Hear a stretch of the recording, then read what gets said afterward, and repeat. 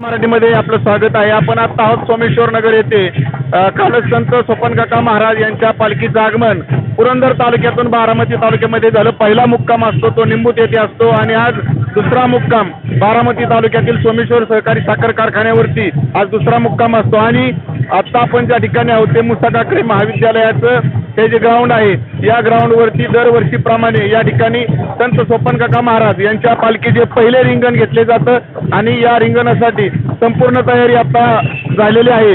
अगदी काही क्षणामध्येच या ठिकाणी पहिल्या रिंगणाला सुरुवात होईल। या ठिकाणी कशा पद्धतीची तयारी झाली ते आपण जाणून घेणार आहोत।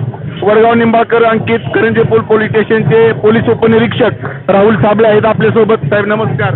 नमस्कार, स्वागत आहे। नमस्कार साहेब। बारामती तालुक्यामध्ये काल संत सोपनकाका महाराज यांच्या पालखीचं आगमन झालेलं आहे। कशा प्रकारे प्रशासनाचं नियोजन आहे? काल संत श्रेष्ठ श्री सोपनकाका महाराजांची पालखीचं आगमन बारामती तालुक्यात झाले। पहिला मुक्काम निंबूत या ठिकाणी झाला। आम्ही पालखी स्वागत देखील केलं। आज दुसरा दिवस आहे पालखीचा आणि मुकुटराव काकडे कॉलेजच्या प्रांगणावर महाराष्ट्रातील पहिलं रिंगण म्हणजे महाराष्ट्रातील पहिलं पालखी सोहळ्याचं रिंगण पार पडत आहे। पोलीस प्रशासन आणि इतर विभागाचे सर्व अधिकारी यांनी या रिंगणासाठी व्यवस्थित बंदोबस्त लावलेला आहे। आज रिंगण सोहळा व्यवस्थित पार पडण्यासाठी आम्ही सर्व पोलीस अंमलदार अधिकारी हे बंदोबस्त लावून आहोत। अतिशय सुंदर पद्धतीचं या ठिकाणी नियोजन झालेलं आहे। मुसा ठाकरे महाविद्यालयाच्या ग्राउंडवरती हे सोपनकाका महाराज पालखी सोहळ्याचं पहिलं रिंगण या ठिकाणी पार पडते आणि अतिशय सुंदर पद्धतीचं टाळ मृदुंगाच्या गजरामध्ये या रिंगणाला अगदी काही क्षणामध्येच सुरुवात होत आहे।